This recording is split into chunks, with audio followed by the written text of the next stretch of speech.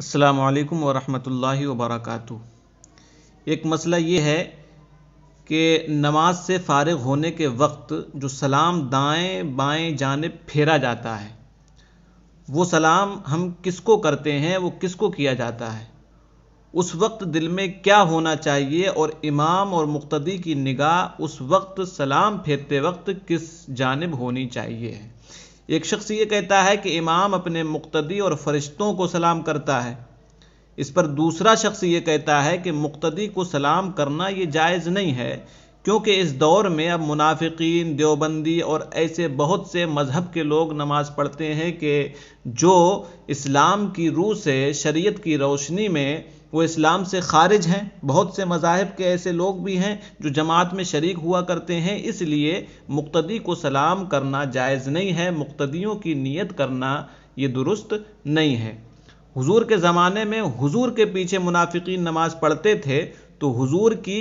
کیا نیت سلام کے وقت ہوتی تھی، اس کے تعلق سے آج ہم بات کریں گے۔ اولاً بات تو یہ کہ نماز سے باہر ہونے کے لیے دائیں بائیں جو سلام پھیرا جاتا ہے،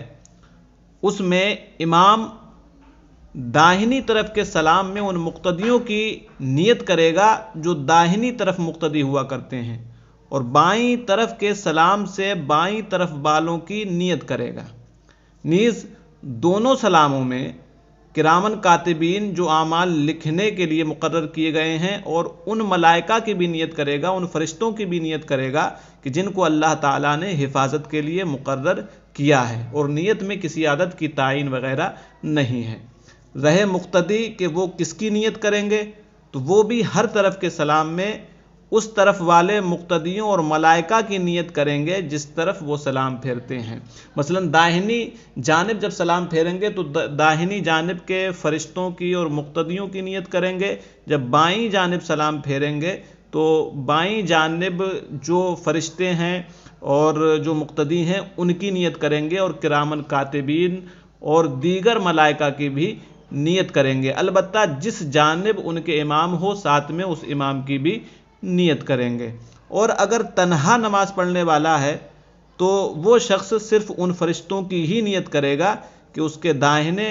بائیں نہ مقتدی ہوا کرتے ہیں اور نہ امام ہوتے ہیں۔ اور مقتدی امام کے لیے مستحب یہ ہے کہ سلام کے وقت اپنی نگاہ کو مونڈے پر رکھے۔ ایک شخص کا یہ کہنا کہ جماعت میں وہابیہ، دیابنا شامل ہوتے ہیں، بہت سے مذہب کے لوگ شامل ہوتے ہیں جو شریعت سے بالکل خارج ہیں، اسلام سے خارج ہیں، اس لیے امام کا مقتدیوں کو سلام کرنا جائز نہیں ہے، یہ ایسا کہنا مطلقاً ایسا حکم دینا یہ غلط ہے، اور یہ عدم جواز کا قول کرنا اور ممانعت کا حکم دینا یہ بالکل ہی باطل ہے۔ ایسی صورت میں حکم یہ ہے کہ امام صرف مسلمان مقتدیوں کی نیت کرے، وہابیوں اور دیوبندیوں کی نیت نہ کرے۔ اس کے علاوہ یہ بھی کہ وہابی اور دیوبندی نیت اقتداء کے باوجود مقتدی نہیں ہوتے ہیں، بلکہ اپنے کفر کی وجہ سے نماز سے باہر ہوتے ہیں، اس لیے مقتدیوں کی نیت میں وہ ہرگز شامل نہیں ہوں گے، کیونکہ وہ جماعت میں شریک ہی نہیں ہے۔ نماز میں شریک تو وہی مانا جائے گا کہ جو نماز کی جو شرطیں ہیں وہ تمام کی تمام اس کے اندر پائی جائیں۔ سب سے پہلی شرط تو یہی ہے کہ مسلمان ہو، اسی پر تو نماز فرض ہے، ان کے اوپر نماز فرض ہی نہیں ہوتی ہے، گویا کہ یہ نماز میں داخل ہی نہیں مانے جاتے ہیں، تو لہٰذا یہ پہلے سے ہی خارج ہیں، تو نیت کے باوجود بھی یہ لوگ شامل نہ ہوں گے۔ اس لیے امام مقتدیوں کی بھی نیت کرے، اور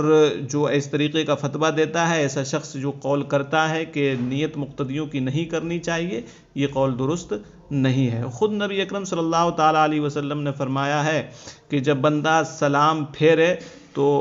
داہنی اور بائیں جانب اپنے بھائی کو سلام کرے، یعنی کہ اس کی نیت کرے۔ واللہ اعلم بالصواب۔ السلام علیکم ورحمۃ اللہ۔